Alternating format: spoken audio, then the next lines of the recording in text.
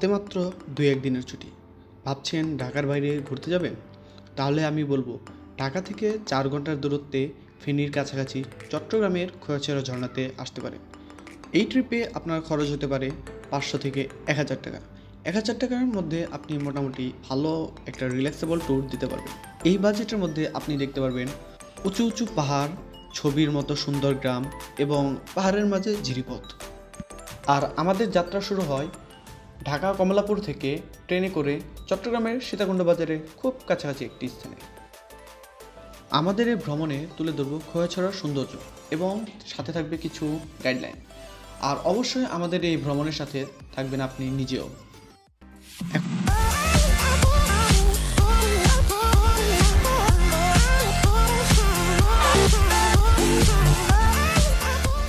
এখন আমরা আছি সীতাকুণ্ড বাজারে। এখান থেকে আমরা খোয়াছড়া ঝর্ণার উদ্দেশ্যে রওনা দেব। এখান থেকে খোয়াছড়া ঝর্ণা যেতে হলে আপনাকে সিএনজি ভাড়া করতে হবে। আর সিএনজি রিজার্ভ নেবে 300 টাকা এবং জনপ্রতি 50 থেকে 60 টাকা।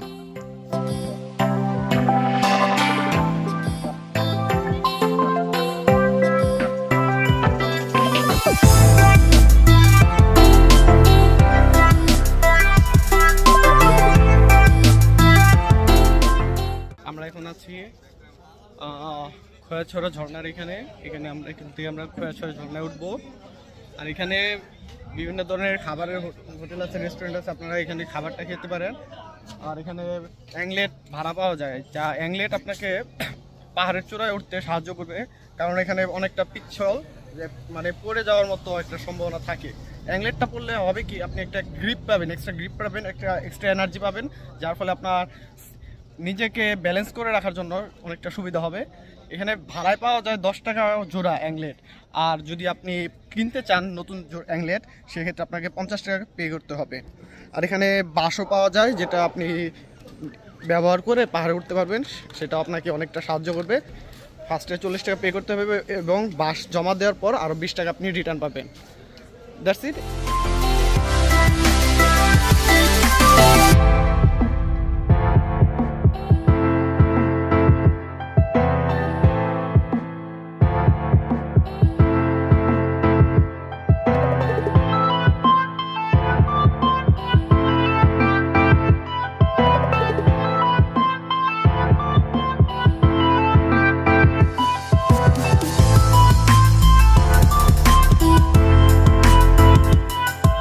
খোয়াছড়ায় প্রবেশের জন্য আপনাকে টিকিট গ্রহণ করতে হবে।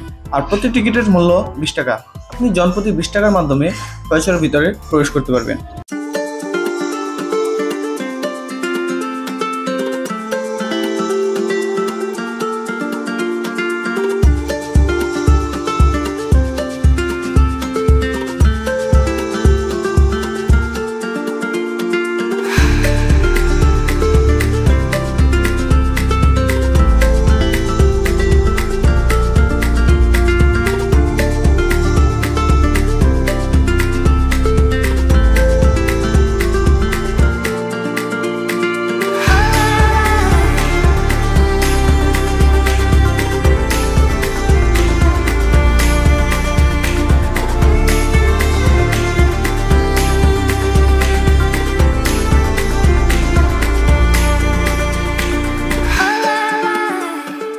খোয়াছড়া যাওয়ার পথে আপনি বেশ কয়েকটি ছোট বড় হোটেল দেখতে পাবেন।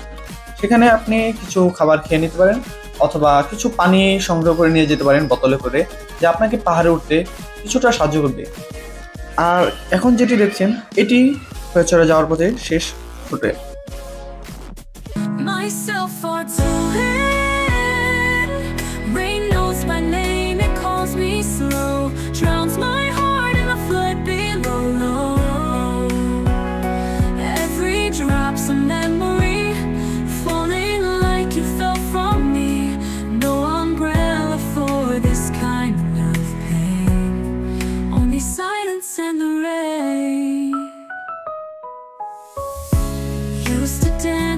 Puddles near, now your laughter's what I hear, but it fades just like the sound of the rain that's pouring down.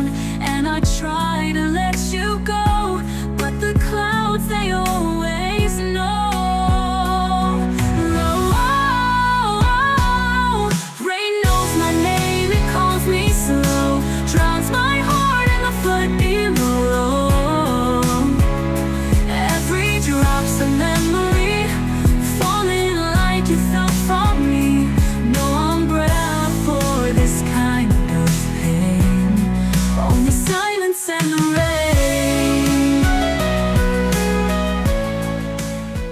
এই দিক দিয়ে ওঠার কারণটা কি আমি বলি, এদিকে কিন্তু একদম সোজা একটা রাস্তা গেছে, সোজা একবার সোজা কোনো ব্যাপারই না। আর এটা একটু খারাপভাবে গেছে।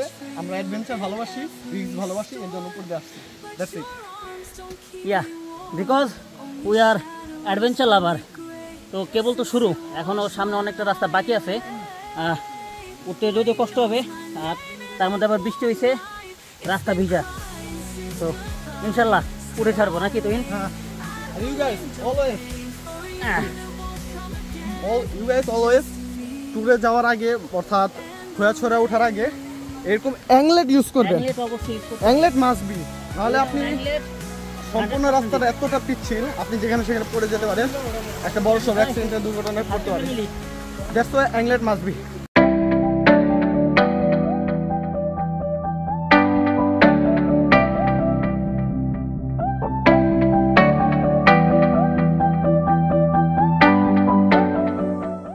এখানে একটা ফ্ল্যাগ ছিল, ফ্ল্যাগটার জন্য নাম কি?